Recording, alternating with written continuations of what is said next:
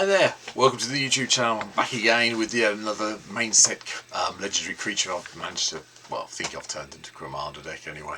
And today it's the Jolly Balloon Man. I probably should have a strange hat on, a scary creepy clown mask, but no. One red and white for a 1/4 legendary human clown. Has haste. 1 and a tap, create a token that's a copy of another target creature you control except as a 1/1 red balloon creature in addition to its other colours and types, and it has haste and flying. Okay. Sacrifice at the beginning of the next end step. Activate only as a sorcery. That's fine. Don't mind the activate only as a sorcery thing. Completely understand that. But turning something into a 1/1 red balloon creature that has flying and haste. Well, there's only one thing you can do with this really, isn't there? Use comes into the battlefield effects, and that's what this deck does. So, here we go for today's deck. So, the first card we come to is a weird one. I had 1 slot left at the end of building this deck. I didn't know what to play, and I like Ajani, so I chucked Ajani in for the sake of it. Yeah, with 2/1 white warrior, cat warrior creature token does help, but no. It's just here because I like playing Ajani. Feel free to drop this card and put something more useful in if you wish.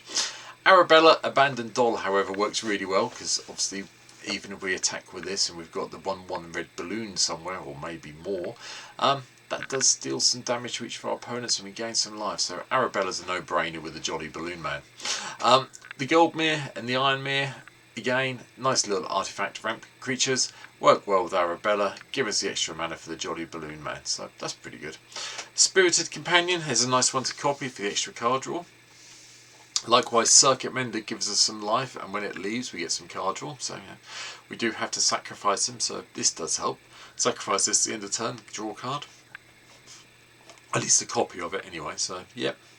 Enduring Innocence, the Enduring enchantments still make an appearance, especially, we had 2 yesterday, we've got this one here today.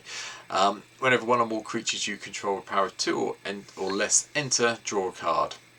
Only triggers once a turn, but, and it is a but, you make a copy of this as a 1/1, it triggers itself. Okay. Flicker Wisp keeps anything around we want to have in, just for a little bit of fun. Obviously creating the target copies of it are quite nice, because if you make token copies of the Flicker Wisp, you can Stickler comes into play abilities in and out a little bit more. Inspiring Overseer, card draw and a life. Palladium Mayor gives us some more mana.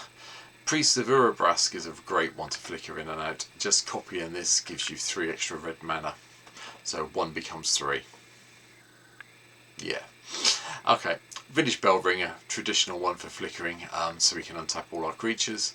Witty Roastmaster does the burn when we have creatures enter the battlefield under our control. Benny Brax, we will be creating at the beginning of each end step. If you create a token this time, we get to draw a card.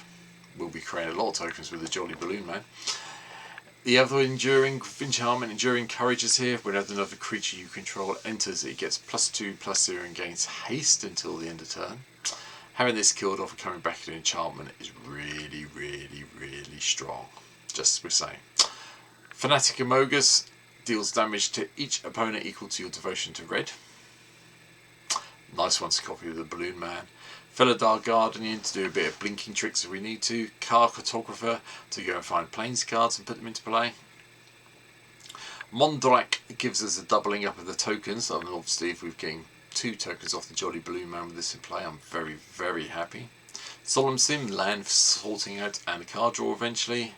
Abu, Ancient Witness. Other artifact creatures you control have haste, but whenever you attack with 1 or more artifact creatures, he deals X damage to any target, and we scry X, where X is the number of tapped artifacts we control. Okay then. Bonehall Dracosaur, because we're playing a red deck, it had to be here. Elesh Norn for the Mother of Machines to get double up on our triggered abilities as things enter, especially since we're looking at comes into play effects. I couldn't resist playing Kiki Jiki, sorry everybody. Let's just copy even more of the things when comes into play effect, shall we? Anyway, Zealous Conscripts, Nick's the biggest threat on the board for a turn, maybe twice if we're lucky with the Jolly Balloon Man. Archon of Coronation, because I like being the monarch. Sue me. Inferno Titan comes in as well. Copying this is fun. You get a 1/1 that basically comes into play, does 3 damage to something, and then attacks and does another 3 damage, and you don't care if the 1/1 copy dies. Urge Attack, Deepest Foundation gives us even more tokens as they come into play with the Jolly Balloon Man in play. Overlord of the Boiler Bilgers. Boiler Bilgers? I have no idea. Boiler Biles? I have don't know. Enters with attacks, deals 4 damage to any target. Yeah. 1/1 version of this deals 4 damage to any target and then 4 damage again when it attacks. Bit broken, but very good. Sun Titan to return anything of 3 mana or less or more. Worm Coil Engine, lovely one to copy because you sacrifice at the beginning of the next end step and you still get the worm tokens. Overlord of the Mistmalls gives you the 2/1 flying white insect creature tokens. And then Triplicate Titan. Yeah, have a 1/1 balloon version of this and watch your opponents get very upset when you drop 3 Golem tokens, which with the amount of doubling or tripling we have in play could become very dangerous very quickly for them. Going onwards, spells. Path to Exile to get rid of that annoying creature. Dawn's Truce to give ourselves a bit of protection with alongside Jessica's Will to do the whole cold load of card draw and mana. Teferi's Protection for some more protection. Teferi's Protection for some more protection. Worst sentence I've ever said in a YouTube video, I'm sure. Anyway, Chain Reaction, Wrath of God, Blasphemous Act for the traditional control and red-white decks from my point of view. Artifacts, mainly ramp. Tantalite, Talisman, Shuffling in effects. The boots are here. There we go, to protect the Balloon Man. And then we have Sol Ring, Arcane Signet, and Bracers and Lightning Greaves. More protection, sorry. But the Bracers, the Mage White Stone, 1000-year Elixir, and the Battle Mages of Bracers let us copy up the ability of the Jolly Balloon Man. So that's cool. Lithoform Engine does it as well. Because it's an activated ability, so we can copy that with the Lithoform Engine. And because we've got so many creatures which comes into play effects, it would be remiss of me not to play Panharmonicon in this deck entirely. Artifacts. Well, Monarch. We'll just talk and leave them there for now. Goblin Bombardment, so we can actually sacrifice off the tokens if we need to make sure we can get the abilities and a bit of damage here and there. If you're going to sacrifice them anyway, once they've dealt their 1 point of damage as a balloon, and also sacrifice them off to do another one. Impact Tremors, just to upset everybody, so if creatures come into play, it deals 1 damage to everybody. Caretaker's Talent, whenever 1 more tokens enter, we get to draw a card. Then we get to copy tokens, and then we get to have creature tokens get +2/+2 once we get to level 3. But having this in play and just getting the extra card draw is really useful. War Leader's Call gives all our creatures +1/+1, and again does the same thing as Impact Tremors.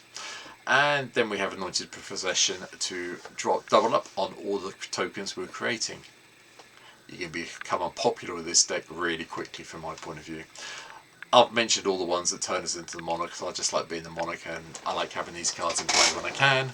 And then finally, Echoing Assault gives all our creature tokens menace, and that includes the balloon tokens, so they become a little bit harder to block. So you will get you will ping people mainly with this in play. But whenever you attack, choose a target non-token creature that's attacking that player. Create a token that's a copy of that creature, except as a 1/1. Yeah. You're probably not going to get that often, but 5 mana to give all our tokens menace and the occasional 1/1 that could be a pain. Pretty good in my mind. Worth it. Beyond that, red and white lands all the way through. A couple of things. Arch gives a bit of card draw. A little bit of life gain with Cabaretti Courtyard. Clifftop Troops here. Command Beacon for the first time in a long time.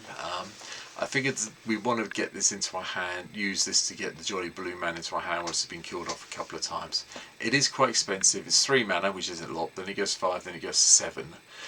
But you really want to be at, so like, goes to 6, goes to 8, goes to 10, because you want to be making sure you can activate the ability as soon as it comes into play. The Command Beacon gives you at least 1 turn where you can just have 3 mana, then 4 mana to do the whole copying thing, so bear that in mind. Beyond that, nothing really that fancy here, land-wise, but that's it. That's my take on the Jolly Balloon Man. I think there's another red-white card that's very nice to have things that go copying. It's probably one that's going to get stronger as time progresses again, a bit like Rendmore was yesterday, purely because we get more comes into play effects with white and red creatures as time goes on. So, I mean, I'm not playing Lauren in here, so there's one card we can put in. But yeah, I don't know. It's going to be fun. It's going to be interesting. I think the Jolly Balloon Man is going to cause a few headaches when I get around to streaming it this week. So, speaking of stream, link down below to Twitch. Come and give me a follow over there. Now seeing at 2:52 on Twitch, so come and see me over there. Likewise, if you haven't been here before, I'd love it if you could subscribe here on YouTube. I'm at 525 as I record this one, and I'd really appreciate more followers to help me get that little bit closer to that magic 1,000 number. But for now, everybody, thank you for watching. Take care, and I'll see you in the next video. Bye.